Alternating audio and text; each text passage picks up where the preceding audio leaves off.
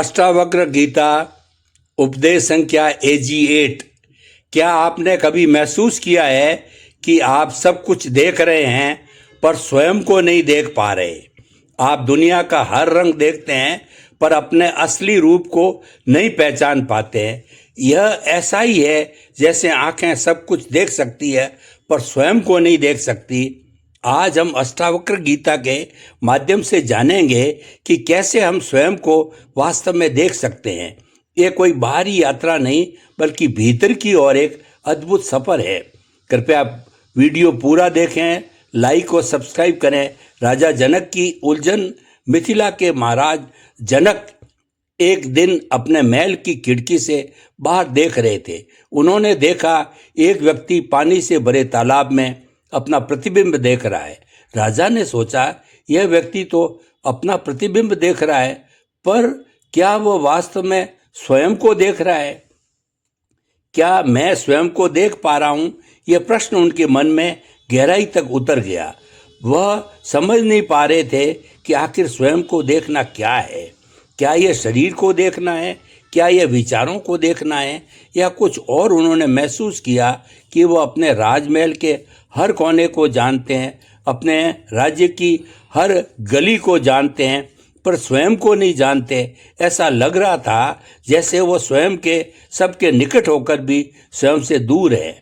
जब राजा जनक इसी उलझन में डूबे हुए थे, तभी महर्षि अष्टावक्र का आगमन हुआ। अष्टावक्र के शरीर 8 स्थानों से टेढ़े थे, पर उनकी आंखों में एक अद्भुत प्रकाश था। वह प्रकाश जो केवल स्वयं को जानने वालों की आंखों में ही होता है। राजा जनक ने उन्हें प्रणाम किया और अपनी व्यथा कही। वे गुरुदेव, उन्होंने कहा, मैं स्वयं को देखना चाहता हूँ पर मुझे समझ नहीं आता कि कैसे देखूं। कृपया मेरा मार्गदर्शन कीजिए।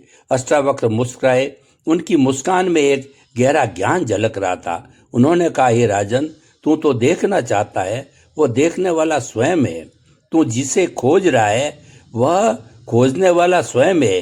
यही सबसे बड़ा रहस्य है, साक्षी भाव का रहस्य। अष्टावक्र ने समझाया, स्वयं को देखने का अर्थ है साक्षी बन जाना, देखने वाला बन जाना। जब तुम किसी वस्तु को देखता है तो तू कहता है मैं देख रहा हूं, पर जो मैं देख रहा हूं वो जान रहा है, वही तू है।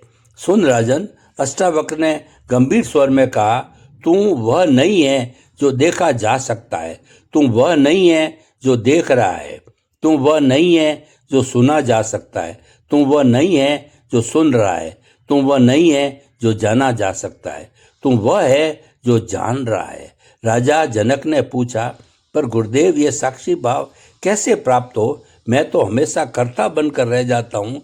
ध्यान की प्रथम सीढ़ी। अष्टावक्र ने कहा, इसका उत्तर बहुत सरल है। तू केवल देखना शुरू कर दे, बिना किसी प्रयास के, बिना किसी चेष्टा के। जब तू सांस ले तो केवल देख की सांस आ रही है और जा रही है। जब तू चले तो केवल देख के चलना हो रहा है। ध्यान का अर्थ है होना, कुछ करना नहीं, केवल होना। जैसे तू है वैसा ही होना। इसी होने में तुझे स्वयं का दर्शन होगा। राजा जनक ने पूछा, और यदि विचार आए, यदि मन भटके? अष्टावक्र ने कहा, तभी घबराना ही नहीं, केवल देखना कि विचार आ रहे हैं, केवल देखना कि मन भटक रहा है। देखते रहना, इस देखने में ही तू स्वयं को पहचान लेगा। दर्पण का उदाहरण। अष्टावक्र ने एक दर्पण उठाया। उन्होंने कहा, इस दर्पण को देखो, यह सब कुछ दिखाता है पर स्वयं को नहीं दिखाता।